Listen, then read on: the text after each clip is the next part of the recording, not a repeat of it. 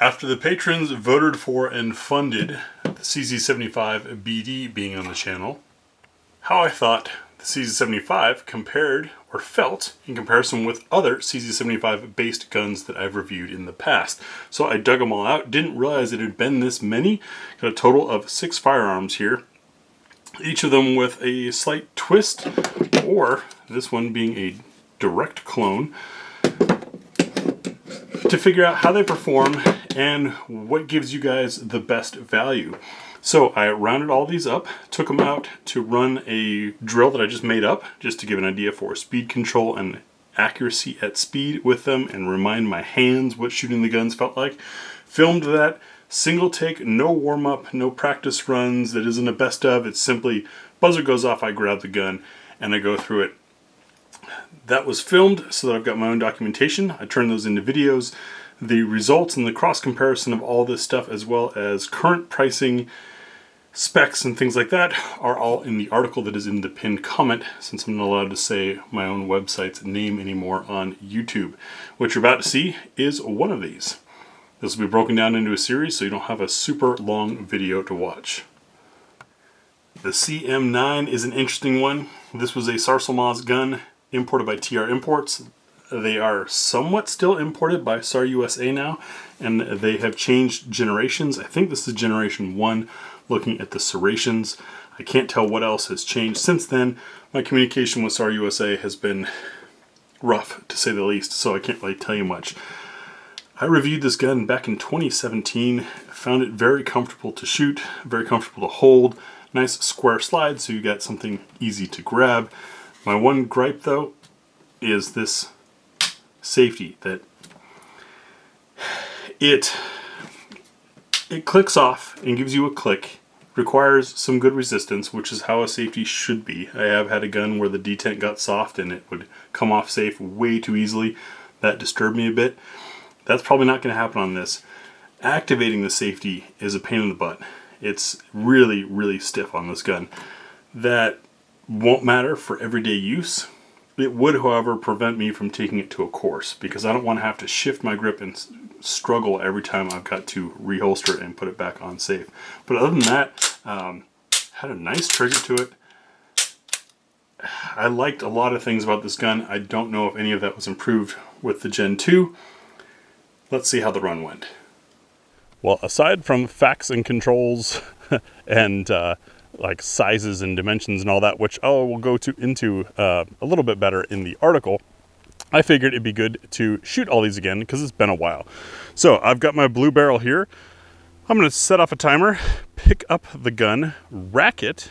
Why rack it? Well, because grabbing those slides is one of the things that I challenge with, and I want to see if there's a difference, since most people grew up with slide over frame and square slides. Learning if one of these slides is easier to grab than another might be valuable. Then at 7 yards into our infinite defense target, which is pretty tired. I don't know about you guys, but I have not had the lifespan out of these I expected. Anyways, I'm going to dump 6, transition over, and then a speed and accuracy group 5 on our little glowy target there. I'm hoping that the target camera down here can have a wide enough frame and that I can, in editing, zoom and pan fast enough for you guys to see those hits. But the idea is we're going to take a look at those results. Yeah, I have the headphones on so I can make sure I've still got audio. Take a look at those times and those hits, and that'll be kind of a shooting refresher. Most of these guns I haven't shot in years, aside from the 75 BD, and then the rest of the information comparison will be in the article over on gbgunsdepot.com. Of course, check the pinned comment. Dang it, I wish I hadn't said the .com part, since YouTube's now demonetizing videos that link to my website, because I don't sell anything on my website. Who knows? Anyways, I appreciate the suggestion and the idea. I'm going to get set up and get moving on this. Polymer and compact, the Sarsilmaz CM9 Gen 2 with its square top.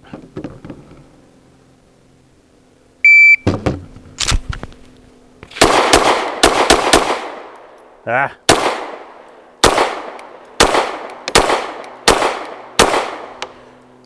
That group, nice. I screwed myself there. 976 despite the flutter, no redos on this channel. I tripped up simply because I hadn't shot the thing in a long time. The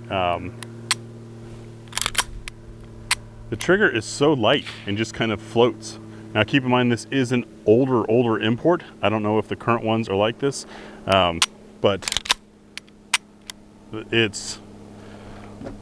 you don't come to a wall. You start to feel that you start to feel the wall and it breaks. Not crisply, it rolls through that, but it's just like as soon as you feel resistance, it's gonna fire.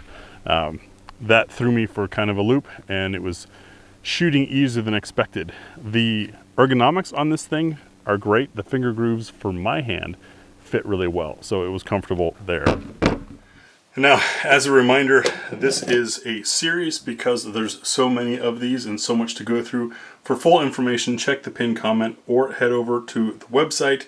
Sorry about the censorship happening here on YouTube yet again, which is of course why we set up that website and why it has a mailing list. Yes, folks, I pay several $100s per year to be able to notify you guys when stuff comes out over there. But that's where you'll see the ranking of all these as well as current pricing. Some of them I was pretty surprised by. Thanks for watching, and we'll see you tomorrow.